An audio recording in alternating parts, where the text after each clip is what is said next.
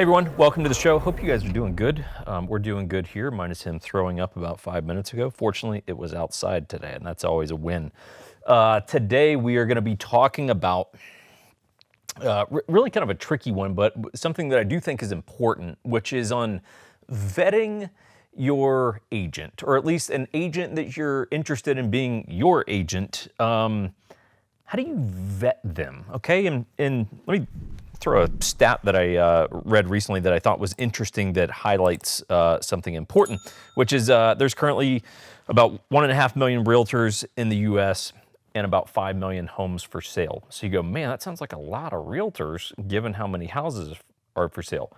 That would be correct. So once you average it out, your average agent is doing maybe 5-6 deals a year, right? And that's as an average, which means that you've got some big agents out there and you got some that are doing nothing. So if it averages out at 5 to 6, the reality of the situation is, hey, about 80% of the business that's done in the real estate world is coming from, I'm just going to say, hey, 20% of the agents that are out there, your classic 80-20 rule that sort of applies to everything. So what's the point of that?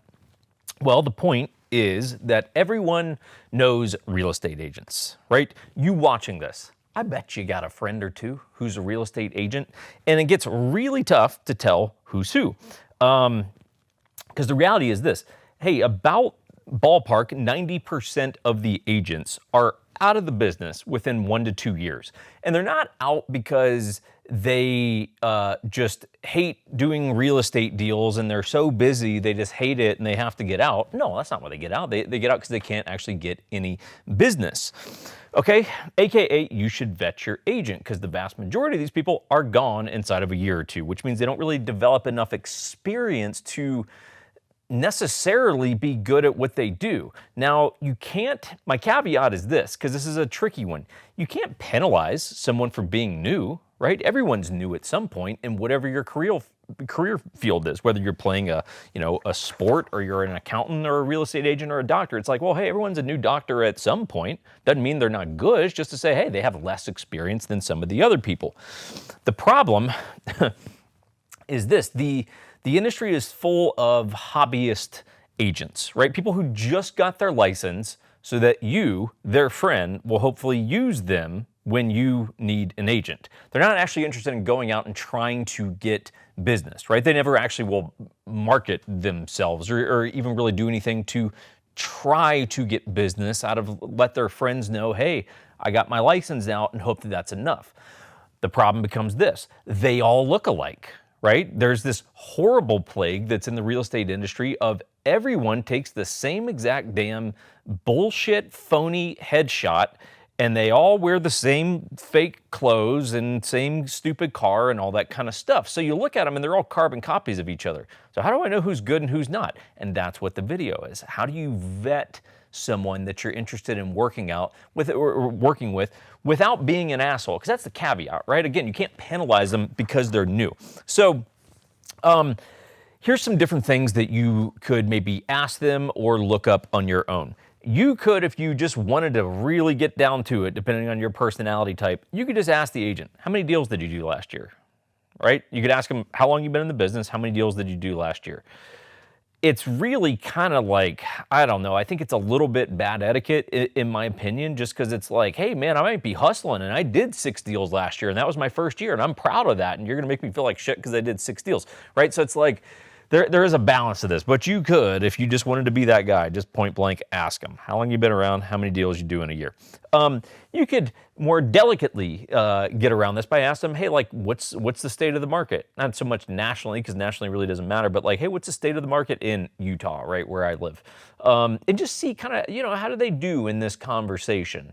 Do they, are they just saying shit that they've read in newsletters and articles, or like, can you tell that they're they're like boots on the ground and they kind of know because they're in the game and they're talking to other agents and trying to negotiate deals. Like, you'll probably be able to get a sense for it. I know I can when I talk to people who are like, I'm like, you just read that shit on Zillow, didn't you? Like, you don't actually really have any idea what you're talking about.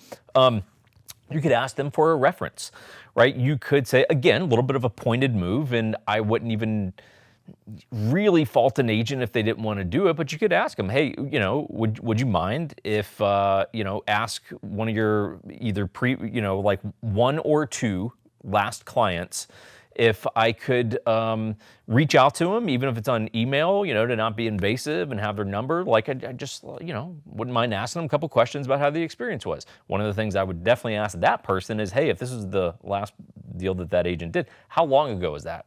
How did they do? Like, how was the communication? Like, did you guys have have any issues? Like, just kind of feel it out. Look up Google reviews. Do they have, hey, does this agent, do they have a website, right? A website, a non-generic site, right, in particular, right? That's one of the things I would be looking at. All the new agents, right, when they join a brokerage, they almost universally across the board, they get a website, right? It's like your, Keller Williams, Jake Dwyer, website, and it's the same generic shit on every single person's site. It's just a different suit and tie photo on the page, but it's the exact same thing. So if they have that, that might tell me, hey, either they're new or they're not really doing that much, right? Because they're just using the corporate generic website. Or do they have their own site? Within that, do they have a Google page? Are there Google reviews? If so, when was the last one? What are people saying about them? Like, read this kind of stuff. These are things that you can do. And then when I wrote down, I must have been spicy when I wrote this this video. Do they smell like they're full of shit?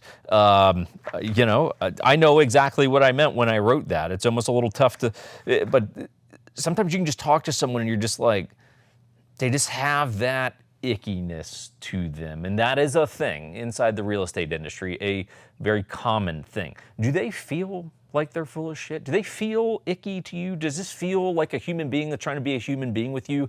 Or are they trying to be Joe Realtor? I'm suit and tie and I'll tell you about, market equity and, like, are they trying to do that thing? Or are they going to talk to you like you're a human being? Because as I pointed out in a previous week, chances are, right, you don't have your PhD in doing real estate, right? You have a very basic, second grade education in it.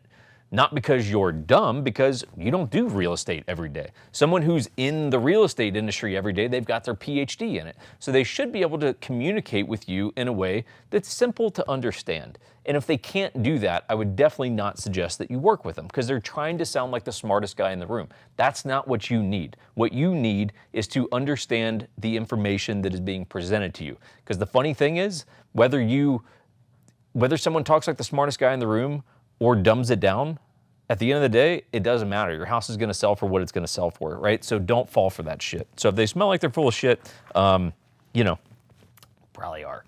So anyway, guys, we'll go ahead and wrap it up. If you guys ever need real estate help, you can let us know. My company, 1911 Syndicate, we would love to help you. We pretty much operate, not even really pretty much, we really just operate all over the country. We work with a lot of military, law enforcement clients, hunters, shooters, if you like dogs like this, that kind of thing. So yeah, we don't have a lot of clients in New York City. We don't have a lot of clients in Los Angeles. We actually do have a couple in the outskirts of LA, but you kind of get my drift on that one. So I hope you guys are doing well. Subscribe to the channel if you ever find anything of value here. Otherwise, you guys have a great day. We'll talk to you soon.